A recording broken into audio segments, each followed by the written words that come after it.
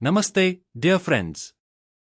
Welcome to Open4Learn, your gateway to knowledge, wisdom, and life-changing stories.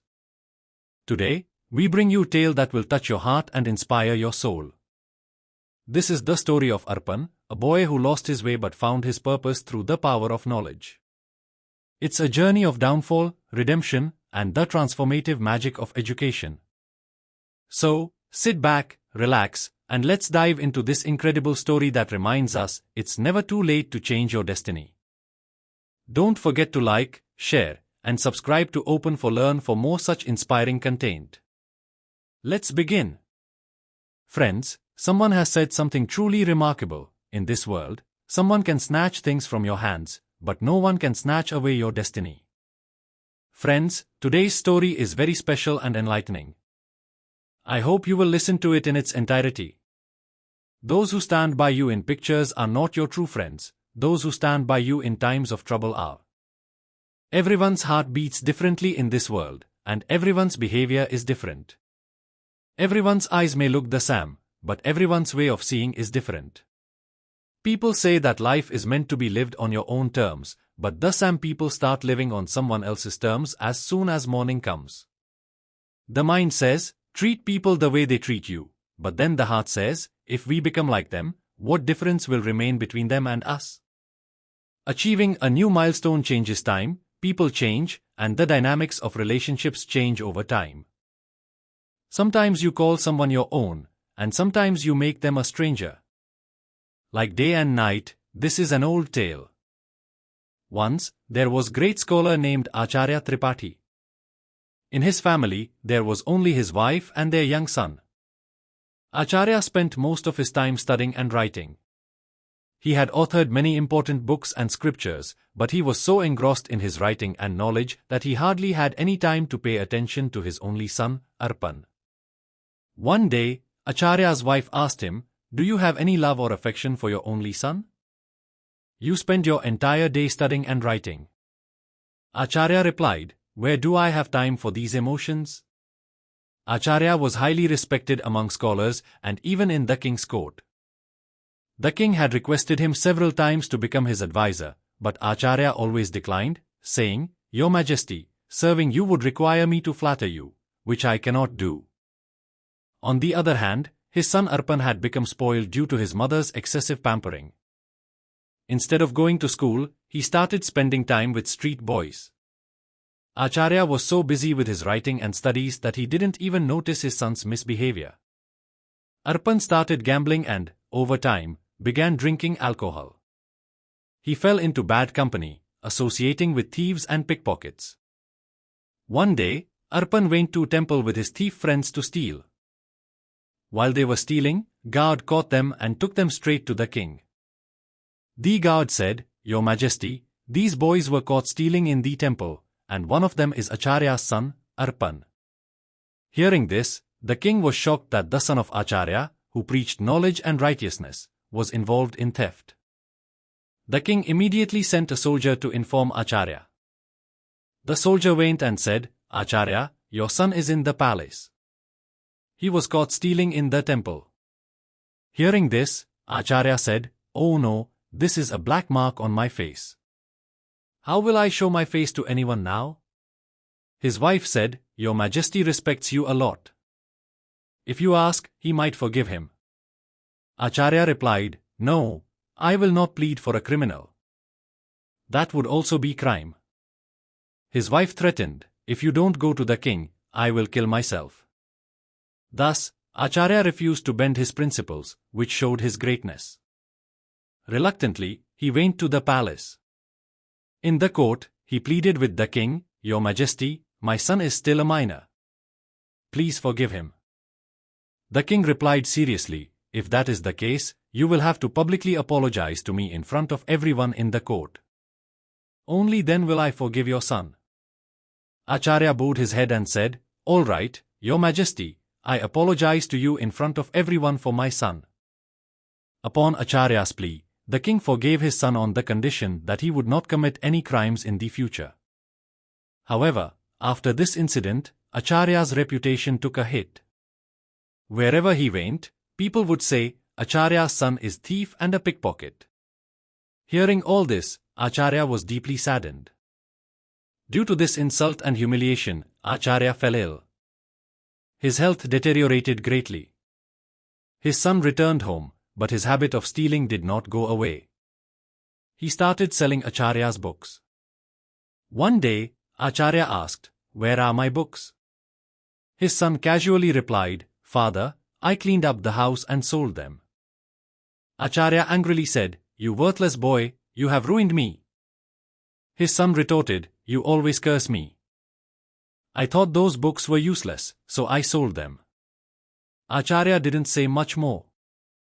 As time passed, Acharya's illness worsened. He was worried about what would happen to his wife and wayward son after his death. Despite being ill, he was working on an important scripture. He thought, "I will die only after completing this scripture." Despite his illness, he kept writing day and night, and one day, he completed the scripture. He thought, "My scripture is complete, and it seems my life's days are also complete." That day, he called his son and said, "Son, there is still time. You can improve yourself and become capable." He handed over the scripture to his son and said, "Son, your ruin is the result of my negligence. Take care of this invaluable scripture. I have nothing else to give you." Arpan kept the scripture with him but thought to himself, "What will I do with this scripture? I don't even know how to read or write. If only father had left me some money." The next morning, Acharya passed away. After his death, mountain of sorrow fell upon his family. But Arpan was not worried about this. He started searching for wealth in his father's belongings. "Father didn't leave me a single penny," Arpan thought disappointedly. Some more time passed, and the condition of the mother and son became so bad that they started struggling for food. One day, the mother, fed up, said to her son, "Son, do some work and bring something home, or we will starve to death." Arpan replied sadly, "Mother, who will give work to an illiterate and infamous person like me?" Hearing this, the mother thought, "Why don't I go to the king? My husband was highly respected by the king. Maybe he will help us." Thinking this, she went to the royal court and pleaded with the king, "Your Majesty, we are starving. Please help us." The king said sternly, "What help? I had requested your husband many times to become my advisor, but Acharya always refused, saying, 'Your Majesty, serving you would require me to flatter you, which I cannot do.'" The king said, "Your son is now of working age. I cannot help you." Disappointed, the mother returned home. Upon returning home, Arpan showed his mother the scripture his father had given him and asked, "Mother, why did father give me this scripture?" The mother said sadly, "Son, this is your father's last legacy of knowledge." Arpan tried to read the scripture, but it was like Greek to him. He thought for a while and went to his neighbor Ramu Kaka and said, "Ramu Kaka, you are educated. Can you tell me the meaning of this scripture?" Ramu Kaka opened the scripture and said, "There are very difficult verses written here. Only a great scholar can explain their meaning." Arpan returned disappointed. He tried to find work in many places, but due to his bad reputation, no one would hire him. Wherever he went, people would shoo him away. Meanwhile, his mother became weaker due to hunger and illness. Seeing his mother's helplessness and hunger, Arpan decided to arrange for food and left home. While walking, he noticed a garden with fruit trees. He couldn't resist and entered the garden. Arpan quickly plucked some fruits, but just then, the garden's guard arrived. Unfortunately, the garden belonged to the king. Once again, Arpan was caught and presented before the king. The guard said, "Your Majesty, this boy was stealing fruits from your garden." The king angrily said, "You still haven't learned your lesson? You stole again." Arpan pleaded, "Your Majesty, I have been starving for days." The king said sternly, "Be quiet. If you weren't Acharya's son, I would have hanged you. Your punishment is to leave my kingdom immediately." The poor boy couldn't even say that he was helpless due to hunger. When he returned home after being banished from the kingdom, his mother had already passed away because she hadn't eaten for days and was always worried about what would happen to her son after her death. With a heavy heart, he performed her last rites and decided to leave the kingdom. Arpan carefully placed the scripture his father had given him in a bag and left the kingdom. Friends, the feelings of life change when someone leaves both your hand and your side. Then nature sends someone to hold your finger. Keep smiling and moving forward. Those who speak bitter words never betray. Be afraid of those who speak sweet words but harbor hatred in their hearts and change with time. Nothing is impossible. We can do everything we think, and we can think of things we never thought possible. Everything is possible. Everyone says that God is invisible, but the truth is that when no one stands by you in times of trouble, God becomes visible. Dependence on others makes you hollow, and expectations weaken you. Start living on your own strength. No one can be better companion and empathizer than yourself. Believe me, if you learn to lose, victory will come crying to you. Time is yours. You can either make it golden or spend it in gold. If you know you are right, let people say whatever they want. Even if they talk behind your back, don't worry because only those who have something to talk about are talked about. Keep moving forward towards your goal. Even if you don't achieve anything, you will gain new experiences. Everyone has to work hard to get fruits on the ground. God only gives the lines, we have to fill them with colors. Arpan walked and reached a dense forest. He thought, I will survive here by eating fruits and flowers. He sat under a tree and tried to read his father's scripture again, hoping that the hidden knowledge in it would end his sorrows. Restlessly, he flipped through the pages, but he couldn't understand anything. He thought, if only I could read. Father said before dying that this scripture is invaluable. Suddenly, a strong gust of wind blew, and some pages flew away. Arpan tried to catch them but failed. He thought, I don't know how many pages flew away. He closed the scripture and slept under the tree to rest. In the same forest, a young prince was wandering for hunting. A page from the scripture flew into his hands. He looked at it and started reading. Someone had written a beautiful Sanskrit verse in elegant handwriting, but he didn't know Sanskrit. Thinking for a while, the prince kept the page in his pocket and continued hunting. Then he spotted a deer and started chasing it. The deer ran towards an ancient temple to save its life, and the prince entered the temple.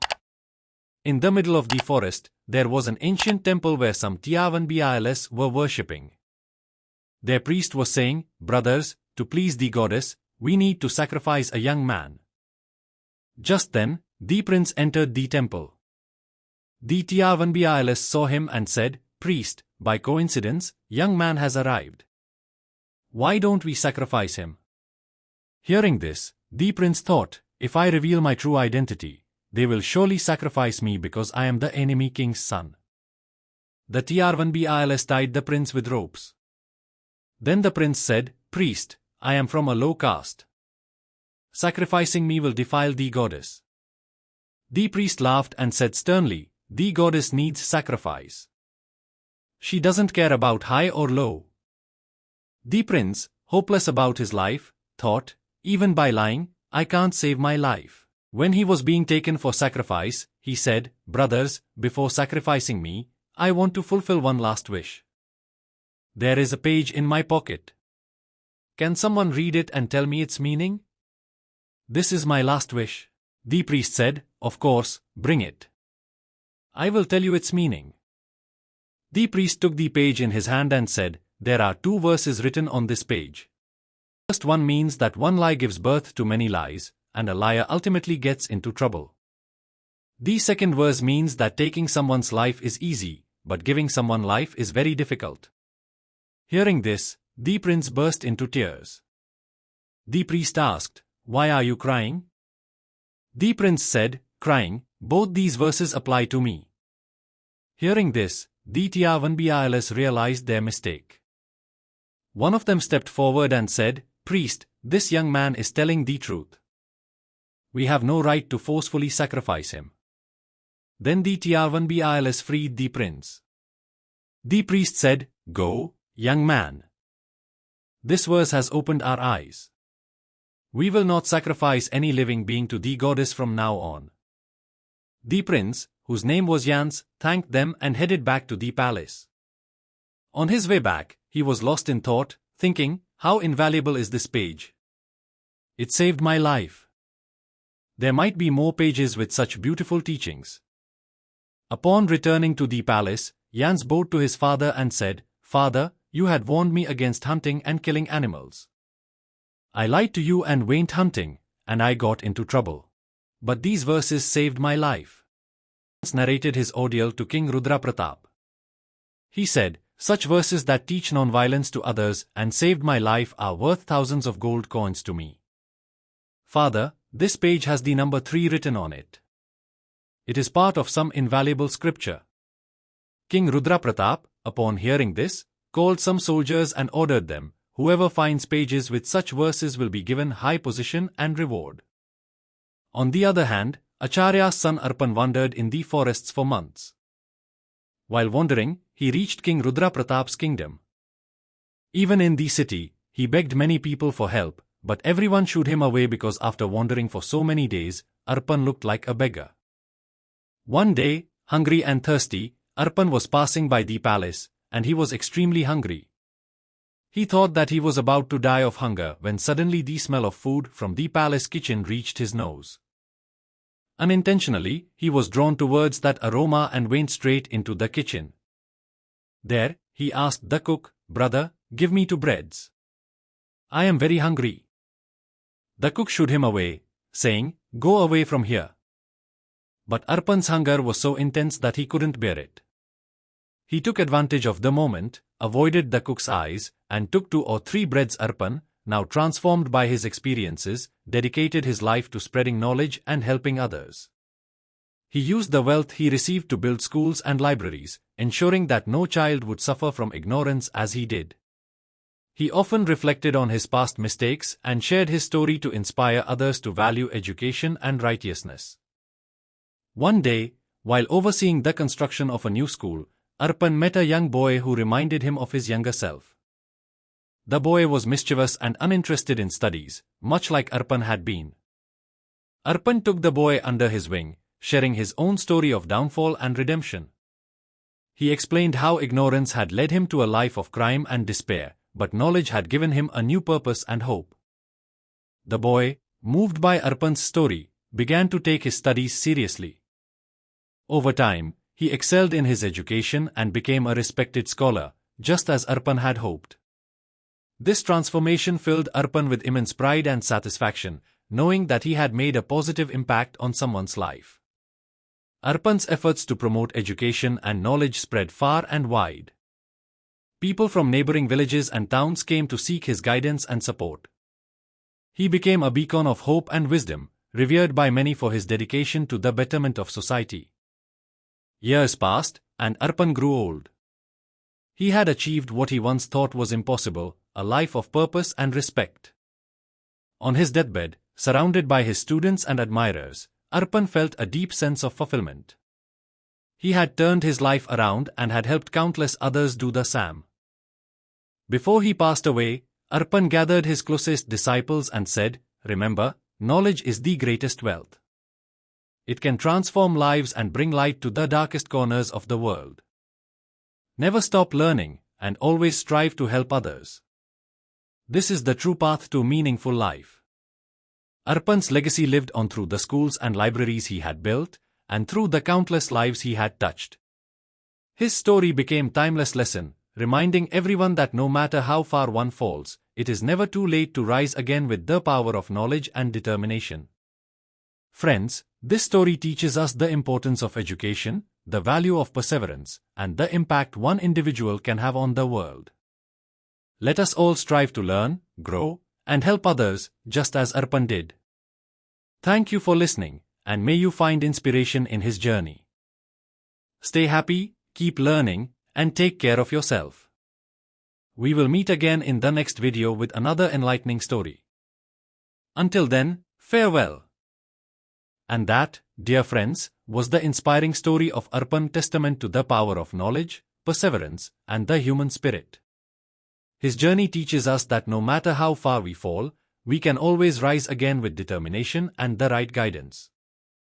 If this story touched your heart, don't forget to like, share, and subscribe to Open4Learn for more such life-changing tales. Hit the bell icon to stay updated with our latest videos. Let us know in the comments what lesson did you take from Arpan's story. How has education or knowledge transformed your life? We'd love to hear from you. Thank you for watching, and remember, Open4Learn is here to open doors to learning, growth, and inspiration.